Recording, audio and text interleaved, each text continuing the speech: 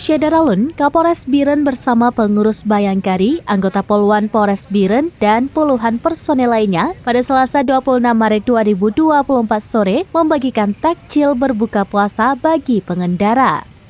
Satu persatu paket takjil dibagikan kepada para pelintas di depan pendopo Bupati Biren.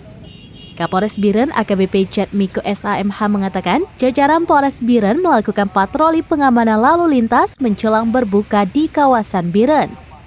Selain patroli, juga membagikan minuman dan makanan berbuka yang juga merupakan salah satu program Polres Biren untuk membagikan takjil kepada masyarakat.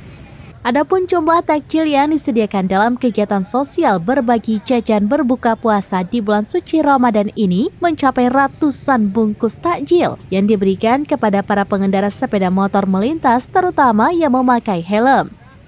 Kapolres mengharapkan pengendara tertib berlalu lintas serta mematuhi rambu-rambu lalu lintas dan jangan lupa memakai helm. Dari Biren, Yusmandin Idris, Serambi.news.com. Download Tribun X sekarang. Menghadirkan lokal menjadi Indonesia.